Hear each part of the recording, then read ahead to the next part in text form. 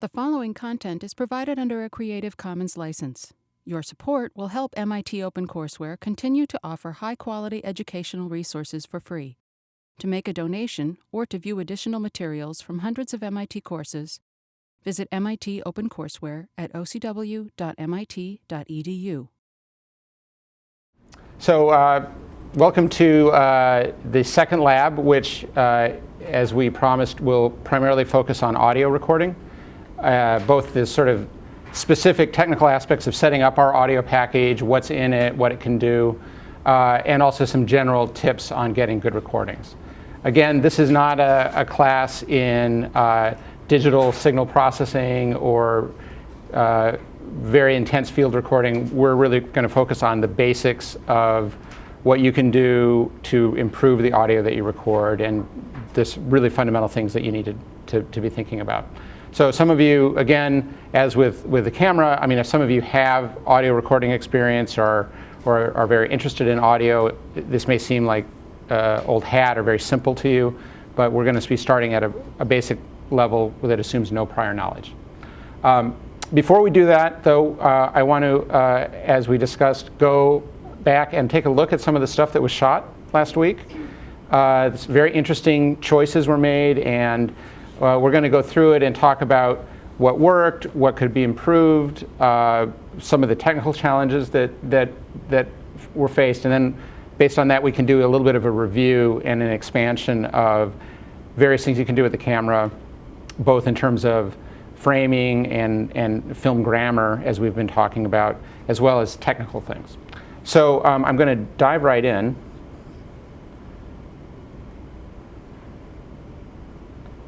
Put together just a few clips, all silent. I took the audio out because it was all camera mic and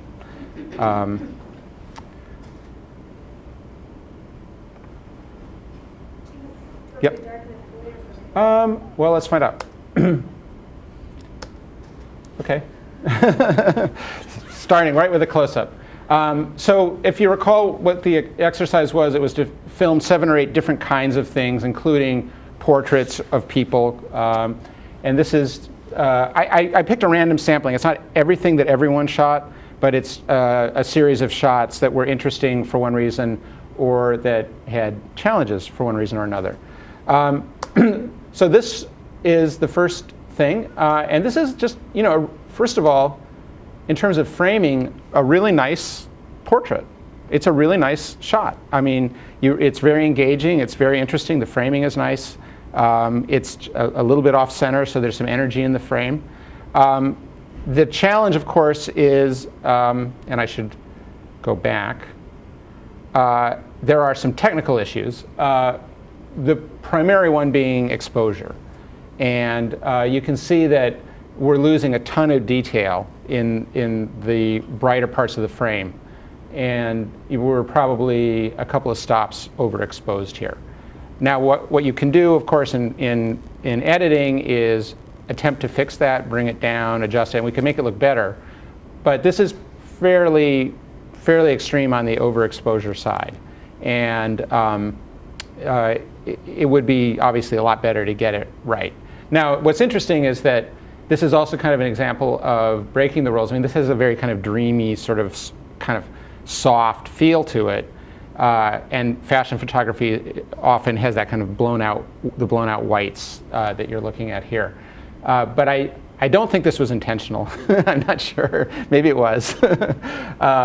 It sort of works, but I would say concentrate on getting a good exposure first. And if you're not sure of your own kind of skill at reading, judging exposure in manual, what you can do is go to auto exposure and zoom in on the person's face, find out what auto exposure wants to do, go back to manual, and then the face is probably going to be relatively properly exposed. It depends on skin tone, of course. Most cameras are designed for Caucasian skin tone. And so if you are filming people with darker skin tones, you may want to open up a bit. Dave? You can also use the spot meter. Yes, it's on the second page of the personal menu. I think it's the bottom right or something like that. Right. But the spot meter, it acts a lot like the spot focus. Once you select it, you use your finger right on the LCD screen, and you just press what it is you want to properly expose, and it will expose that. And in something like this, background would be blown out, but it's not really what you care about anyway. Yeah. It's solid white anyway. So In most cases, you want to expose for people's faces properly, which is why you can either zoom in on the face, get an exposure in auto, or use the spot meter, pull back out, and get a decent exposure. Now, if you're shooting a very, very wide shot, of course, that may not be the case. It may be fine to underexpose a person's face in order to get the sort of environment properly exposed. And again, it's just the way these cameras are set up, that they are set up to expose, as I said, Caucasian skin tones. So for darker skin tones, you may want to open up a half a stop, whatever. And that's something that you're going to have to learn to judge. But as I said, I mean, this is kind of a very pleasing shot. The framing is very nice.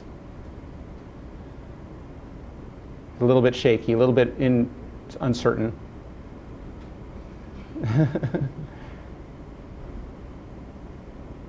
Again, kind of interesting, just a very interesting way of shooting a person. I mean, there's just something I like these two shots. Again, there's an exposure issue. I think there's also a bit of a white balance issue with both of these. But it's a little bit hard to tell because the exposure is so high that we're also losing a lot of detail in the color. So again, think about those 4 Fs.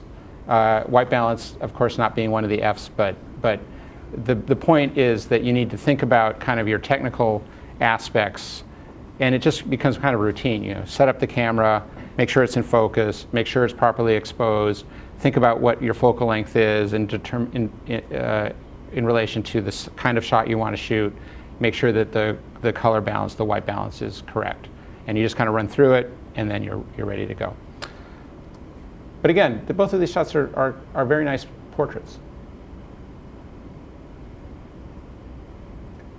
So here's another one. This is an interesting frame. I like the off-center nature of the frame. The big issue here is focus. And as you can see, her face is out of focus. The background is sharper than the face. And one of the things that we're going to review at the end of this is ways of getting proper focus. I think Dave and I kind of ran through focus relatively quickly, and it's worth reviewing and re-emphasizing, because focus, again, is one of those kind of non-negotiable items. There are lots of rules you can break. You can overexpose the frame if you know what you're doing and you have a really good reason. You can frame things unconventionally, but focus, it should always be in focus. Even if you blur it later, you need to shoot in focus. So that's just kind of a basic. And we will talk about ways of making sure that what you want is in focus and not what you don't want. I mean, again, here, the issue is that the background is sharper than the person's face. And I think here, you may have been sort of working on that. didn't quite come off. But anyway, we'll talk about focus and again, how you just can kind of it just kind of becomes second nature or habit to check focus on whatever it is that you want to have emphasized. Here we have shambling giant cruising through, and both of us are so awkward on camera, Dave. Like you'll see me in a minute. It's horrible. I look like if there's a bridge, I'm going to jump off it. Now, what's interesting is that you shot this several times, and that was great. The first time you see, again, we talked about where people should be positioned in the frame. The camera really wasn't keeping up with Dave. He was just really riding the right side of the frame. So you were clearly working on that. And this one is somewhat better. It would still be a more effective shot if he could always stay a little bit on the left since he's walking to the right, because it's just better to show where the person's heading and it gives them more energy, like that they're moving into the space on the right.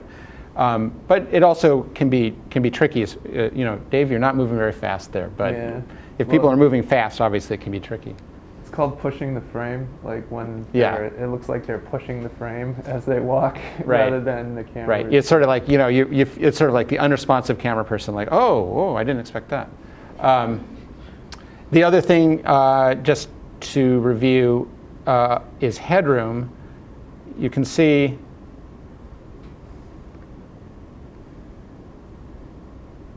that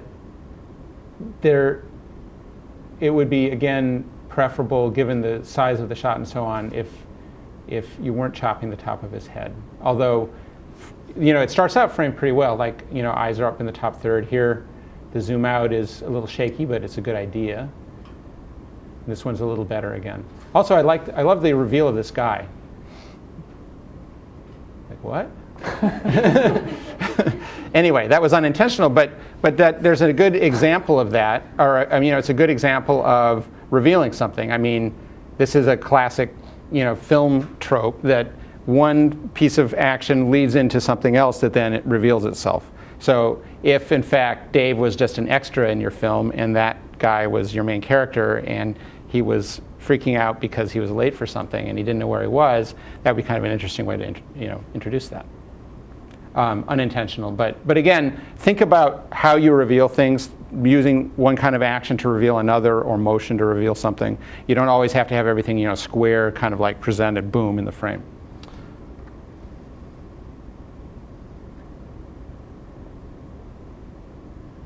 So I thought this is kind of an interesting angle. I mean, we talked about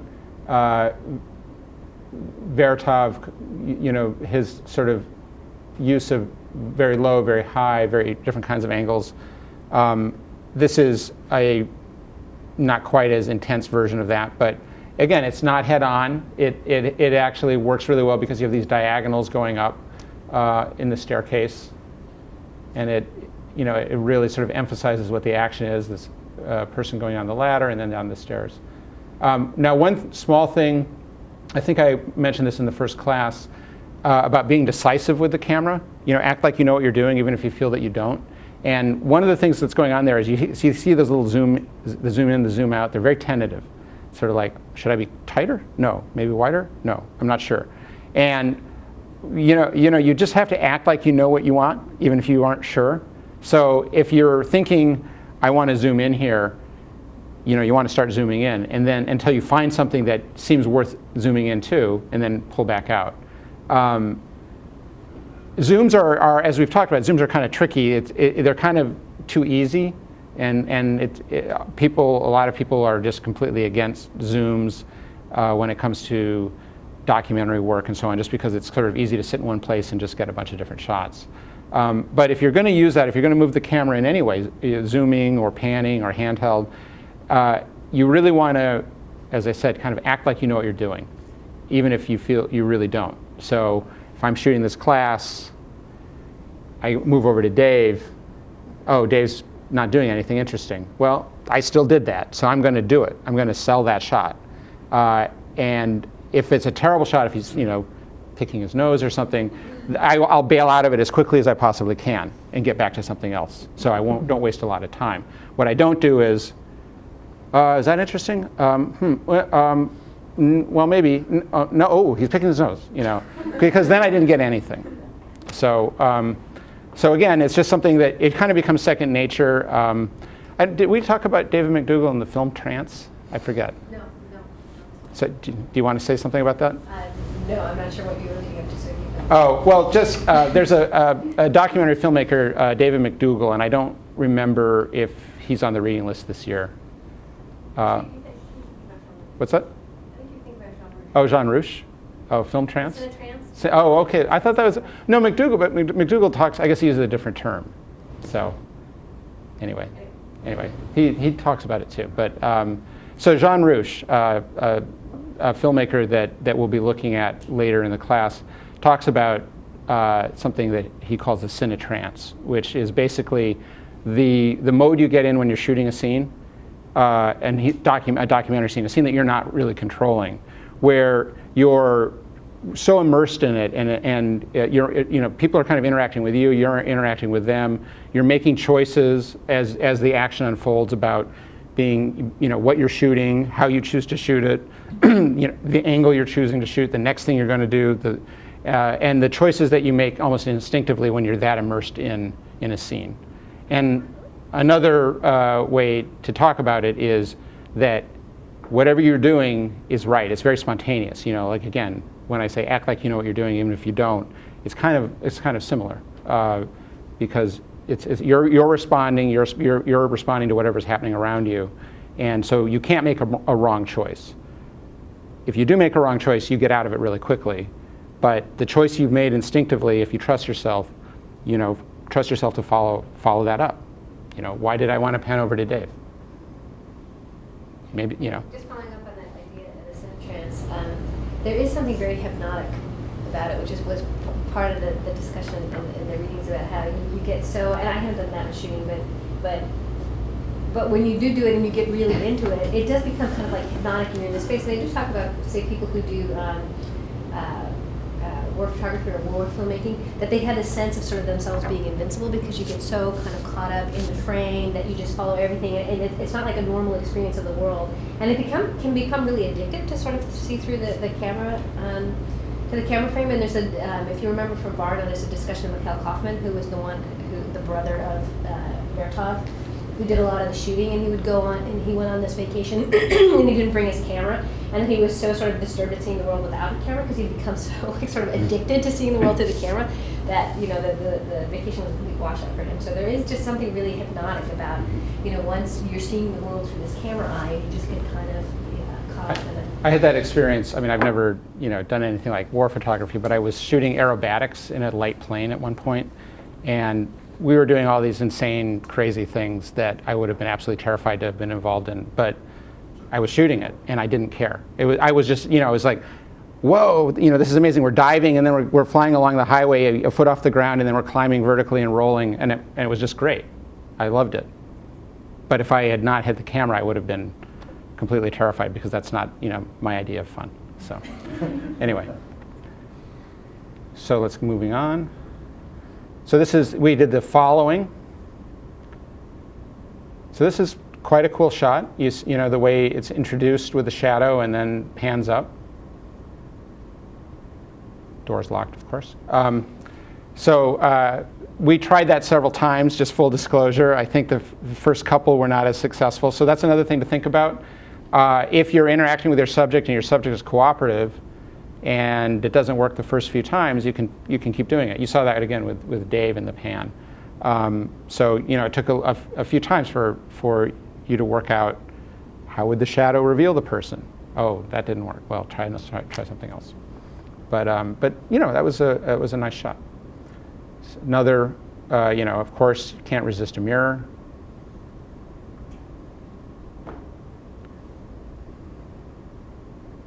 So here we have some handheld following. This is a little shaky, but quite a nice shot. And just to talk about handheld for a moment, one of the things that I think we'll do, I talked about how we're going to go over focus. I think we should also talk about techniques for handheld, holding the camera, how to sort of smooth yourself. So there's that technical aspect of it, but then there's also the choice of how do you frame your subjects and how do you choose whether or not you're going handheld. And what works about this is that you're following a person, first of all. It's a handheld shot that could have better be shot on a tripod is just a shaky shot or a potentially shaky shot. This works because you're following a person who's walking. I mean, it's obvious, but it's worth saying. There's also, it's a wide shot, and wide focal lengths work much better in handheld because they're smoother. And it's also kind of a pleasing frame. You have these, these horizontals converging kind of in the center of the frame. So here we have another handheld, another in our genre of tripod carrying shots. This is it's kind of a little washed out because of the light.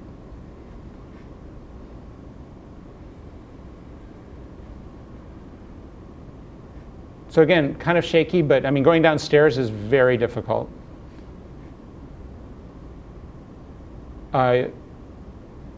one of the things that might help would be paying more attention to the verticals and horizontals. You see we're at a real tilted angle here. What's kind of interesting about this shot is that the frame changes a lot, and this is another thing that you can do with a moving camera that's kind of cool. So it starts out with kind of a wide shot of me walking, and then it turns into an over-the-shoulder shot of me walking, and then the camera comes around, and now I'm in a closer shot, and you're walking backwards. So one of the reasons to do a handheld shot or a moving shot is because that you can make the frame more fluid. You can do a wide shot that turns into a close-up, that turns into an over-the-shoulder shot, that turns into a medium shot. And again, what works about this is that, and the fact that I'm being followed, that there's action in the frame that's initiating the moving camera. And my main suggestion would be, first of all, as I said, to really think about the verticals and horizontals and try to avoid that seasickness feeling. There's also an issue with exposure here, and this is something that you'll have to make a choice about if you try to do shots like this. I'm going through all sorts of different light sources and all sorts of different levels of exposure. It's very dark, then it's very bright, then it's very dark again. And what we did was we picked one exposure and we stayed on that. So you can see that sometimes I'm underexposed, sometimes I'm overexposed, the windows are blown out. And the issue for you to think about, and there are actually reasons to do both, is do you want to do it that way? Do you want to leave the camera on auto? The problem with that being that the camera will start breathing and changing sometimes when you don't want it to.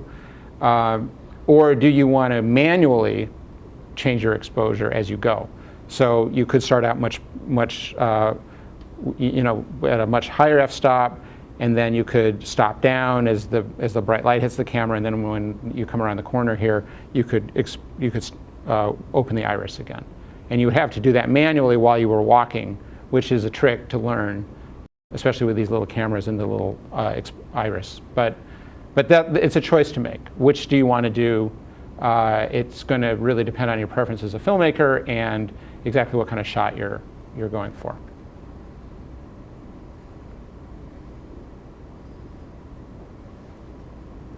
So here we have another following shot.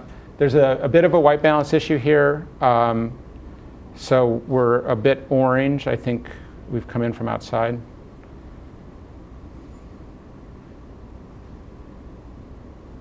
So what I like about that shot is the fact that you start out in a very wide shot and come into a close-up.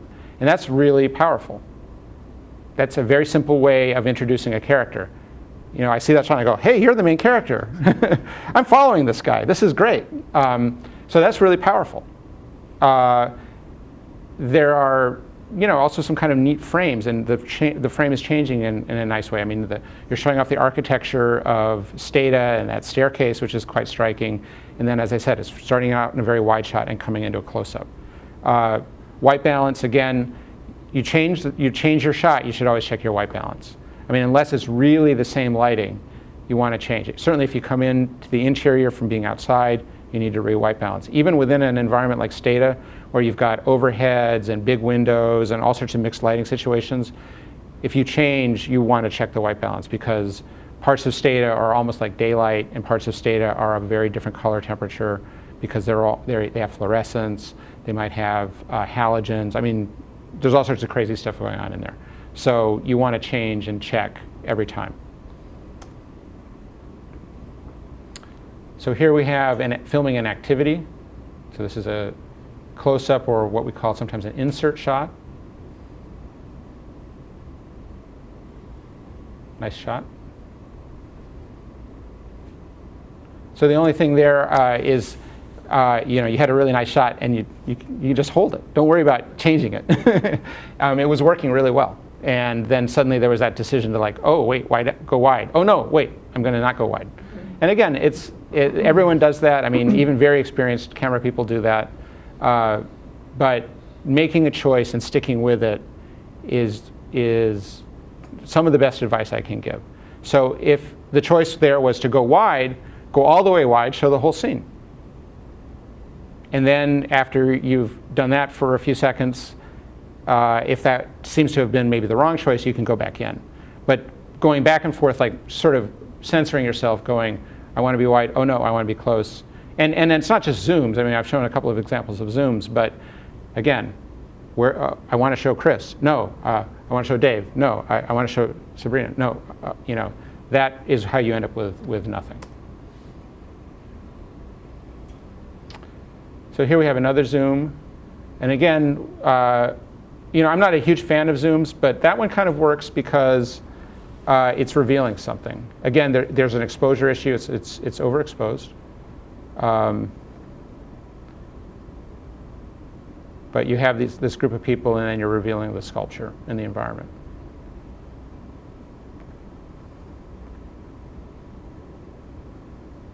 Now this is a very pretty shot, which again is sort of marred by that indecisiveness. So I could imagine that same shot being this sort of very beautiful environmental shot, just with a more decisive tilt up and tilt down. So you could be doing a very sort of nice, smooth tilt up to the sky. You could go all the way to the sky. Or you could come down from the sky, you know, reverse it, and find the people walking. But whatever you do, you want to be decisive so that you don't have that sort of uncertainty in the camera. Again, see what I'm talking about? Oh, should I start? Okay, I think I will. Well, where am I going? I'm not sure. But again, very pretty idea of a shot. And here we have a really great shot. Nice self-portrait. The only thing I would say about that, again, there's a little bit of sort of indecisiveness at the end. And it's the kind of shot that would probably be better on a tripod. I mean, you know, there may have been a time issue, like, oh, well, you see this thing and you don't want to set up the tripod and so on. And sometimes that's understandable. But if you have time, you see a great shot like that. If you set up the tripod, you'll have the same shot, and it'll just be nice and much smoother, because the energy or shakiness of the handheld frame there doesn't really add to the shot. But it's great. You know, it's a very pretty idea for a shot, and it's a nice reveal of you guys working. So here we have. I'm going to end with a couple of voyeuristic shots. This one, I mean, there's an exposure issue and a white balance issue, but I included it because, you know, it feels a little bit, you know, voyeuristic, and the reason for that is that it's shot on a long lens, so everything's kind of compressed. It feels like the camera's far away from the action. So imagine shooting that same, you know, the same two dogs at play, you know, on a wide lens where you're right up in the action. It would feel really, really different.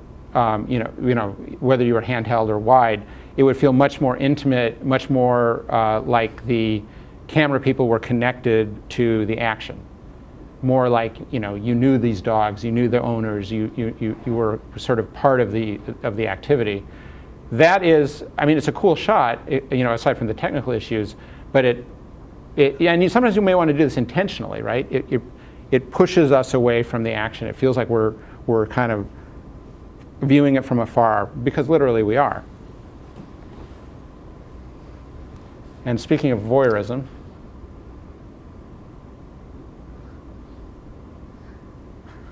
so I included that again because, first of all, it's a very interesting example of a rack focus, like revealing something with focus, and secondly because it feels so voyeuristic, obviously because of the activity, but also because of the way it's framed. It's a long lens, we focus into it, see this little moment, and then we fade out. So it's very successful as a shot, but it says it's a very specific way, a very specific emotional way of looking at that scene. I mean, again, imagine if you were right down there with the people filming them kissing. That would be really different, because that would be kind of, there would be an implicit consent that they were, you know, that you were there, they were there, that there was much more intimacy. This is, for better or worse, very, very, very distant. And it's cool. I mean, it works. I'm not saying it doesn't work. I'm saying it gives you a very specific emotional read of the situation and the camera's relationship. You know, is that kiss more illicit than the kiss that you would have filmed closer? It feels more illicit. And then the last shot here, the Kino eye. I think this is a very cool shot. This was our OpenCourseware camera person.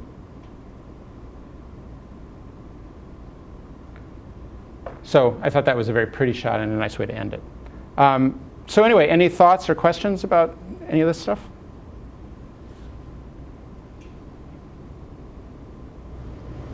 Ideas? Concerns? Okay. So what I thought we would do next, and it's going to take a minute or two to set up, is just talk a little bit about some of the things that came up in this stuff. We're going to try to hook up a camera to the projector. I can show you a couple of things that you can be thinking about when you shoot. And then we're going to talk a bit more about film grammar before we switch over to audio. So let's see, I guess I should unplug this.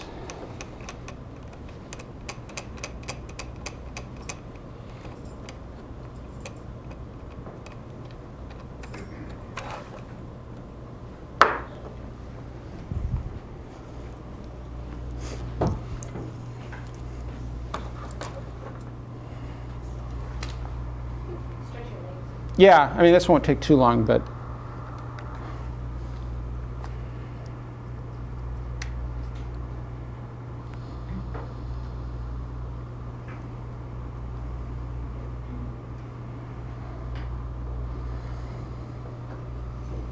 there we go. Okay, so let's just start talking about, setting up a shot here. I mean, this is not a very appealing shot. The white balance is wrong. There's a good chance to talk about angles if you shoot from below rather than above. Well, yeah, but let's first talk about white balance and exposure, because this is not happening. So how would I fix this? First thing I want to do, of course, is make sure that my white balance is correct. If I don't have a piece of paper, I can grab something else. So that is probably close enough for now. Second thing I might want to do is get a rough exposure. So I'm exposing up. Now, what exactly my exposure is here might depend on my frame, and I'll show you what I mean.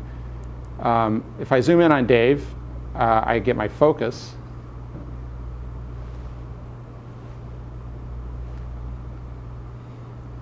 And I may want to expose more if I'm really going to be in close-up on Dave.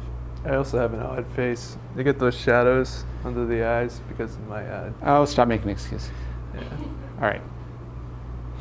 So this would be like a close-up potentially.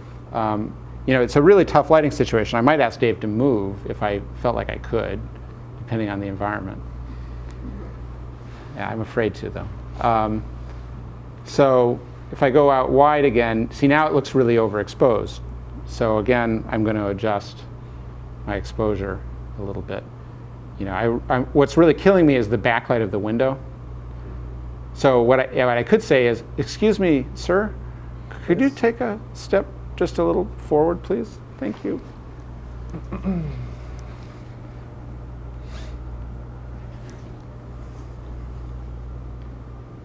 And now, Chris, you're in my frame. I'm sorry.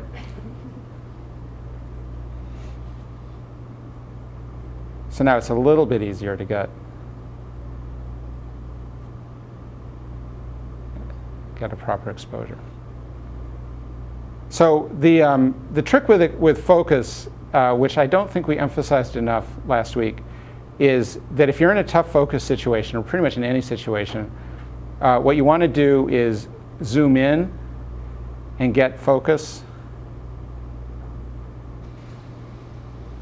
And in the case of shooting people, what you want to be in focus are the eyes. And then you can zoom back out to whatever frame it is that you wanted to have. So, even if I'm way out here, and here I might want to, go down in terms of my exposure a little bit. His eyes are what I cared about being in focus.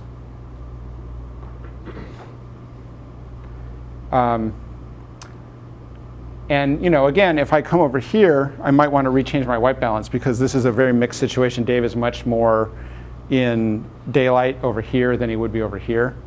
So, I might want to change my white balance again. And remember, again, the white balance is set to the assign button on the right of the camera. So I'm going to zoom in on a piece of paper. Should we keep pieces of white paper in the camera bags? Well, I mean, yeah, Something like bring white paper with you. Looks a little blue. That really does look blue, doesn't it? Doesn't seem like a very good white balance. Do you want me to hold up a piece of Table paper? before, not using paper, so. Yeah, right. The table was not a really good choice, actually. But this seems...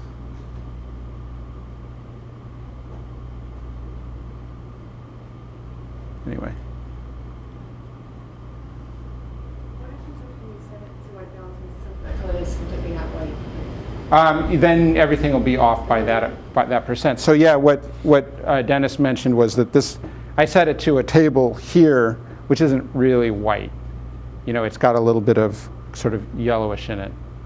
So that was, I'm fooling the camera a little bit. And you can do that intentionally, but it's probably better to do that kind of thing in post-production. So. Yeah, if you get an approximation, it's pretty easy to fix white balance in post. Right. So. And yeah, some of the things that we just looked at that were off, you can, probably are somewhat fixable. Yeah. So that looks better. Yeah. So again, this is a different white balance than the other side of the room. Now, one thing that Dave was talking about, we talked about camera angles a lot on Wednesday night. We talked about Vertov, we talked about Nanook of the North and the way the camera gets used in both of those. And, to go back to Dave here for a minute, think about the difference between, this shot and this shot, and this shot. Guys, Giant Dave Stripinis, giant of film. Sure. And then this is the, the sort of the flaherty, I know this guy. I'm gonna learn more about this guy kind of feeling. And this is the, the sort of spy cam, voyeuristic, make Dave look small kind of Feel thing. vulnerable. So how you choose to, and that's just one example, but how you choose your shots throughout, and whether you're choosing to be on a tripod or handheld, how you're moving the camera, has an emotional resonance. It's very important. So do you want to just go over like the sort of basic controls again of the camera just one last time? I don't know if you want to have this plugged in or out. Yeah, can you leave it plugged in? That's Okay. cool. And then we'll talk a little bit about sort of putting shots together.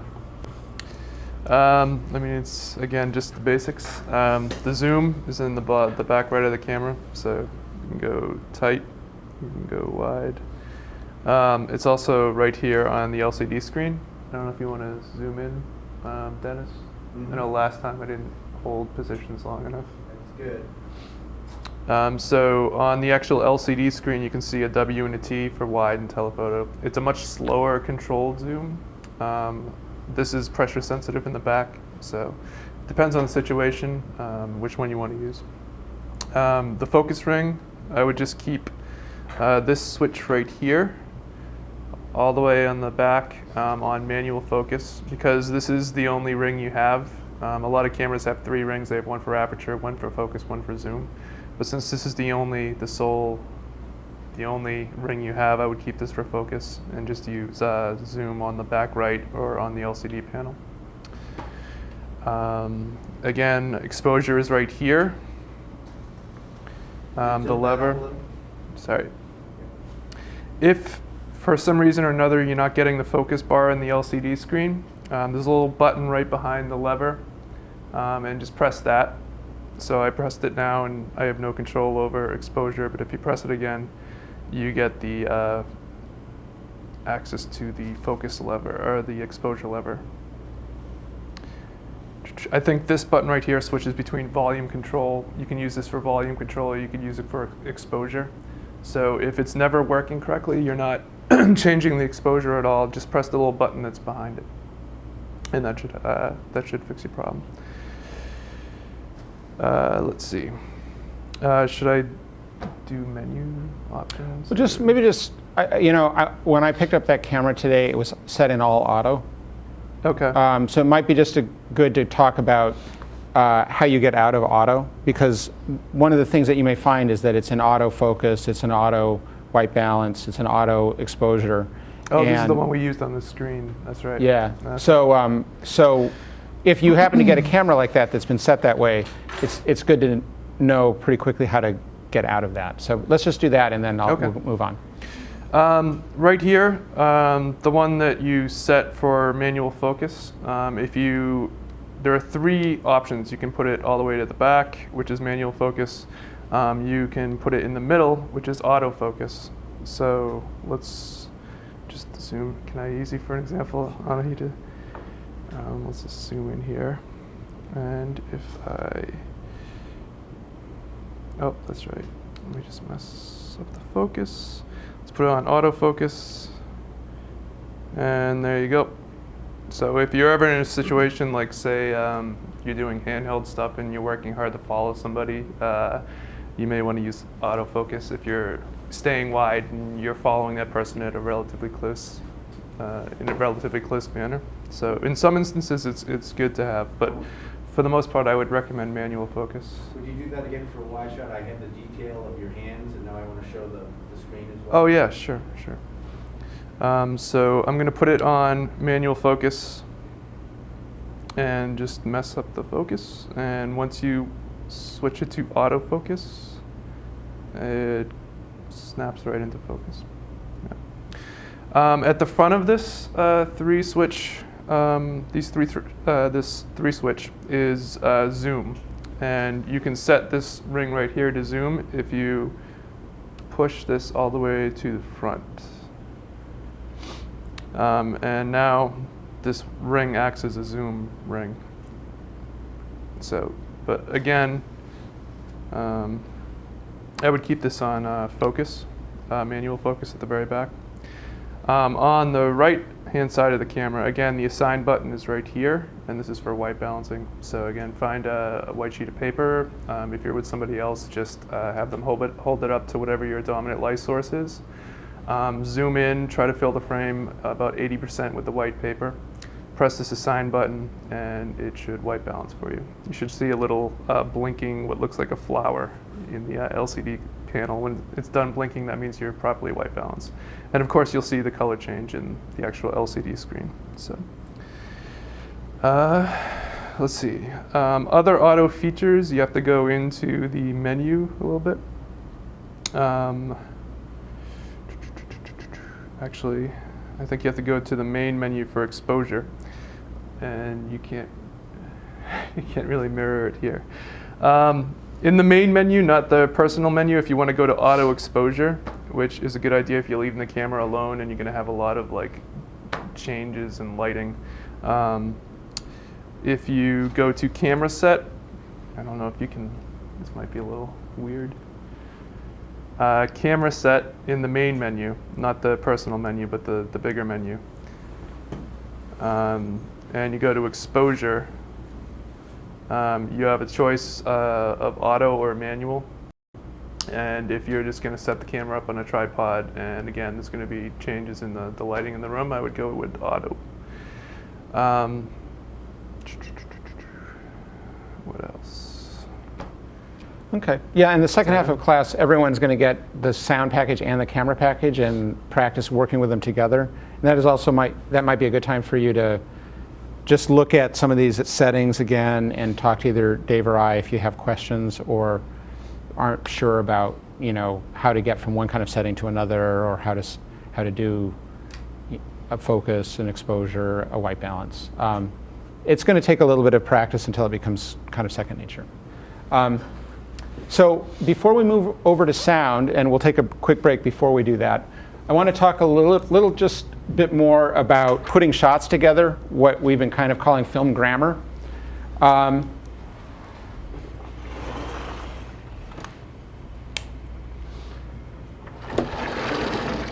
So thinking back to the films that we looked at on Wednesday night,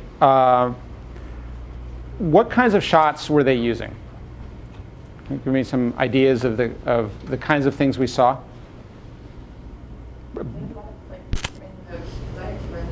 Like wide angles, so showing one, two. Right, so wide shots, we'll call them.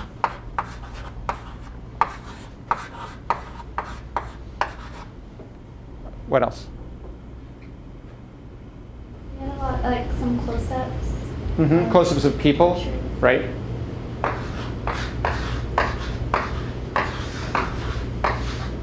What else?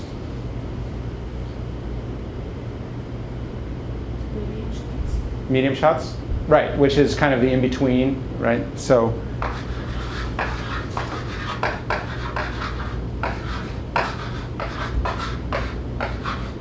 what about Vertov? How was he using the camera differently? Different angles, so different trains that I was going Right, extreme angles, which are, any of these could also be an extreme angle, but that's definitely worth putting up here.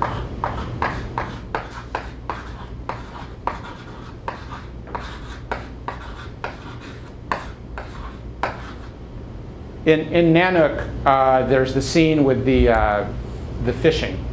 What other kinds of shots did you see in that scene, if you remember? It was like back and forth between far away and zoomed in. Right. Now it was also zooming in. And I don't think it actually zoomed, but Or it was like focused on the fish and then exactly. sat Yes. in it. So focusing on the fish is a different kind of shot, and that has different names. But what I'll call it for now is what's often referred to as the insert shot. And what that means is it's what you insert it in the middle of the action to show a close-up of an activity.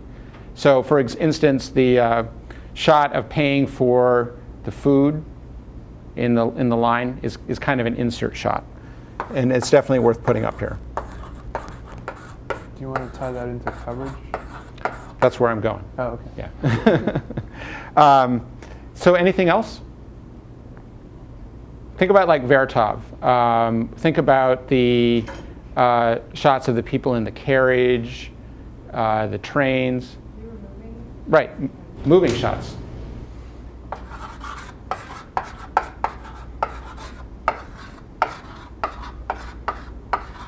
And that could be handheld like we were doing. Or it could be a fixed shot. It could be what we call a dolly shot, except we don't have a dolly. But if you could be mounted in a car, as Vertov was, you could be mounted on a train or a streetcar. The generic term for that might be like a dolly shot, with the idea being that that would be smoother than a handheld shot because you're on some kind of wheeled vehicle on a tripod probably. This is not at all a mutually exclusive list. I mean, a moving shot could be a wide shot, it could be a close-up, it could be a medium shot, it could even be an insert shot. Extreme angles could be any of these.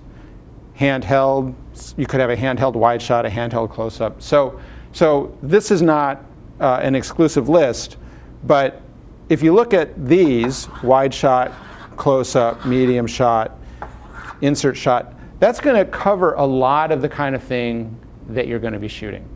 And they fit together in very specific and particular ways. And that's what we really refer to as film grammar. And these other things, as I said, all of these things could be one of these or anything else. So I'll pick up the camera in a minute. But let's say we're filming a scene of two people talking, and I'm going to I'm drawing it from overhead. These are their noses, right? Okay. So how might we shoot that scene? You see on like one side and like an axis between them, then you can like go visually for both of them. That would be Right. So what you're referring to is what we call, what is typically referred to as the line. And this is kind of a basic concept in filmmaking which sounds like you're familiar with, but the rest of you may not be. The idea of the line is that whatever scene you're shooting, whether it's a simple scene of 2 people or even 1 person or a more complicated scene, you draw an imaginary line through the center of it, like that. And that axis gives you kind of a frame of reference to shoot the scene. And as long as you stay on one side or the other of the line, the shots that you shoot make sense when they're put together. That's kind of in editing. So what I mean by that is, let's say we come down here, I don't know if you can see that, and film a wide shot from the side of the 2 people talking. So if we do that, person 1 is looking camera right, they're looking to the right side of the lens, and person 2 is looking to the left. Now, if I put the camera anywhere else along that axis or along this side of the axis, they're still going to be looking the same direction. So I could come over here and film over their shoulder, and they're still looking camera right, less so, but still, and they're still looking camera left. I could come over here and do the same thing. I can shoot close-ups, I can shoot wide shots. I could, if they were working at something together, I could shoot insert shots of whatever it is that they're doing, and the hands would still be all oriented the same way. Person 1 is always oriented to the right, and person 2 is oriented to the left. But if I come over here, if I cross the line and start shooting on this side, all of a sudden it's completely flipped. Person 1 is now looking to the left. And in editing, the standard form of editing is that is considered jarring or confusing. It doesn't flow as smoothly if you start cutting those shots together. Now, in 2011, those rules are really not hard and fast rules. I mean, Quentin Tarantino started crossing the line. Well, he wasn't the first, but at this point, in terms of filmmaking, we accept all sorts of things, and we don't worry as much about it. But when you're starting out figuring out how to shoot scenes, I think it's important to know these rules and then later learn how to break them. So let's just quickly, can we set the camera up? Let me show you what I mean. It's probably easier.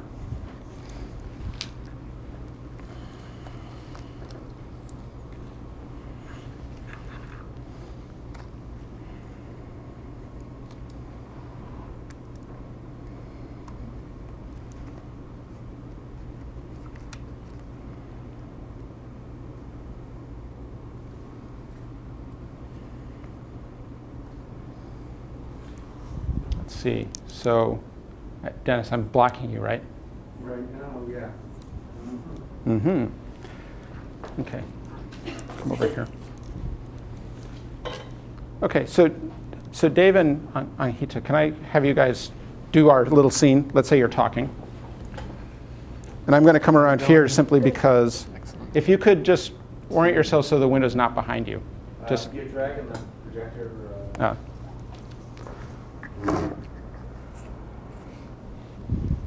Great. Dave, a little more this way? Yeah. Okay.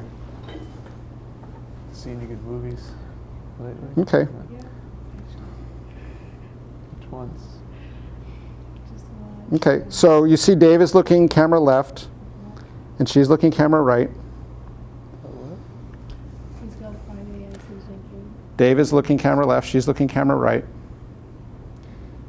She's still looking camera right. Another Year, it's called. Highly recommended. Another Year, it's playing at the camera. Dave is looking camera right. Camera left. Dave is looking camera left. And if they were actually working together on some kind of activity, they would still be looking the same way. Oh. So my line, it goes through the center of the scene, just as we described. If I come over here, all of a sudden, suddenly she's looking camera left because I crossed the line. Very nice. Oh, I missed that, yeah. So that's the basic concept of the line. And it can get confusing if you have a very complicated scene. Like again, imagine this classroom. Imagine somebody up here talking and the rest of you listening. If I stay on this side of the classroom, this person is always looking to the right, and everyone here is looking to the left. Dennis is shooting to the left.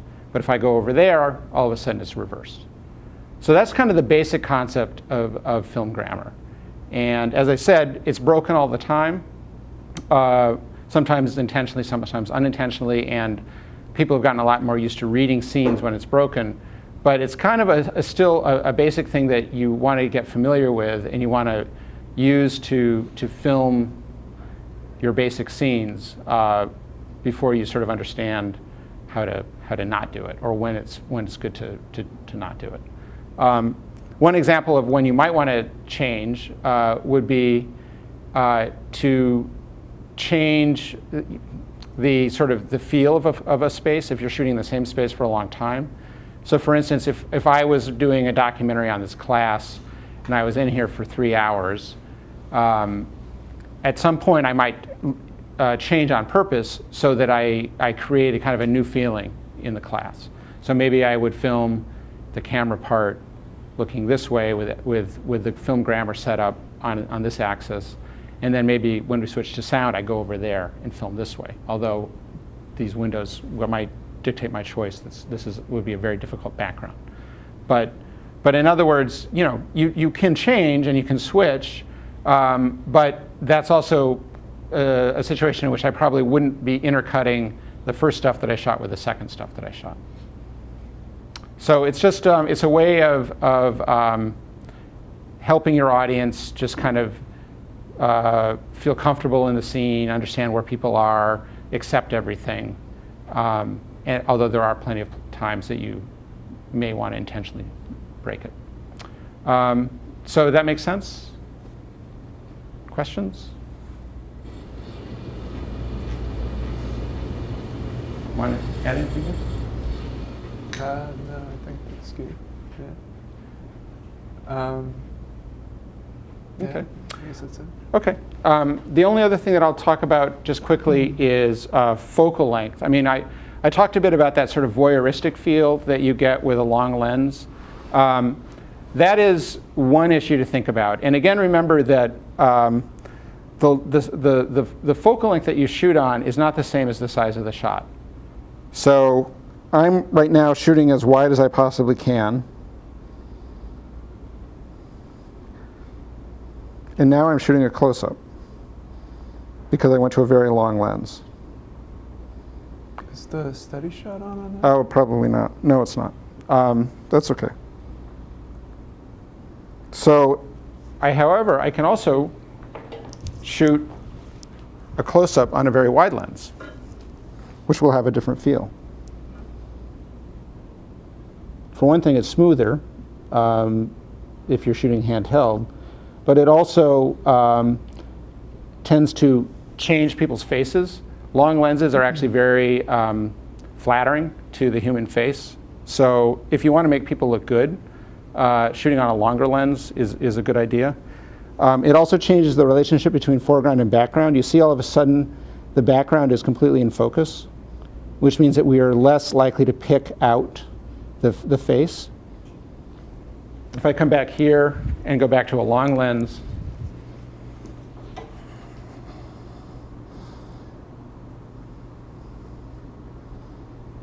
the background starts to get soft. And you can see how shaky it is too. The steady shot isn't on either. Now, I don't have enough room in here, but the other thing that you can do, of course, is have a wide shot that's on a long lens. If I got back another 50 yards, I could have a nice wide shot of this room on the farthest, most telephoto focal length. And that is when you start to get into kind of voyeuristic territory. I mean, think again about that shot through the bars of the kissing. That was shot, it's a widest shot on a long lens. But again, your depth of field is very shallow, so you can do things like rack focus in and out. It can be a very beautiful kind of way to shoot things, but it has a particular emotional kind of feeling. So thoughts, questions about this stuff before we take a break and switch into sound?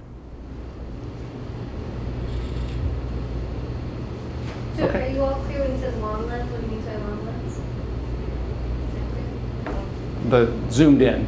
On this camera, zoomed all the way in, the longest focal length, meaning the field of view of the lens is as narrow as it can possibly be.